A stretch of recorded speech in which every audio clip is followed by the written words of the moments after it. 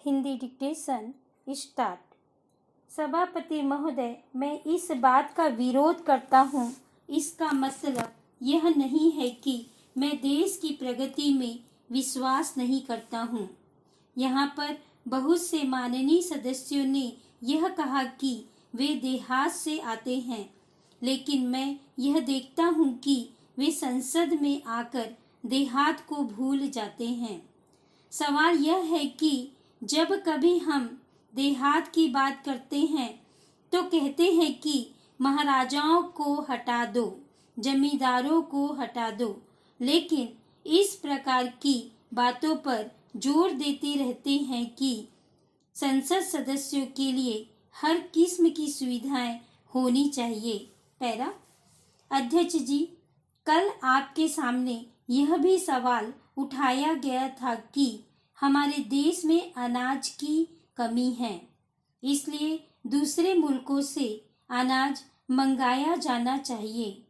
यह बड़े खेद की बात है कि कृषि प्रधान देश होते हुए भी हमें दूसरे देशों से अनाज मंगाना पड़े। मेरे विचार में यह बात सही नहीं है, इसलिए मैं इस प्रस्ताव का विरोध करना चाहता हूँ, क्योंकि मैं नहीं समझता हूँ कि इस देश में कोई ऐसे व्यक्ति हो जो बिना काम किए ही दूसरों की बराबरी कर सके। यह ठीक है कि हमें कमजोर लोगों को प्रोत्साहन देना चाहिए, लेकिन प्रोत्साहन देने का मतलब यह नहीं है कि चतुर लोग गरीबों को दबा कर रखें। हमने संविधान में यह कहा है कि हर एक व्यक्ति को बराबरी का मौका दिया जाएगा। बराबरी का मतलब यह नहीं कि एक आदमी को दूसरे से 20 गुना वेतन मिले। बहुत से माननीय सदस्यों ने कहा कि विदेशों के लोग देश को आगे बढ़ाने के लिए बहुत प्रयत्न करते हैं, इसलिए हमको भी यह सोचना चाहिए कि हम देश को आगे बढ़ाने का प्रयत्न करें। कानून पास कर देने से कुछ होने वाला नहीं है। इससे आप इंसान को ईमानदार नहीं बना सकते हैं। मैं चाहता हूं कि सोशल जस्टिस हो, तभी देश तरक्की कर सकेगा। पैरा।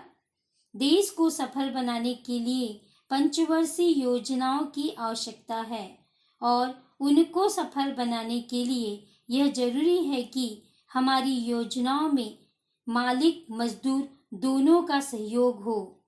मेरा निवेदन यह है कि हमारे मुल्क की जो व्यवस्था है उसमें आज उसको यह प्रोत्साहन नहीं मिलता है, इसलिए देश का हित इसी में है कि हम आमदनी को बांध दे। पैरा। आप देखेंगे कि तेल उद्योग प्राइवेट सेक्टर में है। हम कहते हैं कि हमें प्राइवेट सेक्टर को भी उन्नत करना है, लेकिन उसका नतीजा क्या हो रहा है? हमारे देश के कारखाने विदेशों से आने वाले तेल को साफ करने के लिए भी तैयार नहीं होते। इस तरह से हमारी पंचवर्षीय योजनाओं को असफल बनाने की कोशिश प्राइवेट सेक्टर वाले करते हैं। जब तक आप निश्चित नीति नहीं बनाएंगे, तब तक देश की प्रगति संभव नहीं है। इसलिए आपको चाहिए कि प्राइवेट सेक्टर का राष्ट्रीयकरण करें।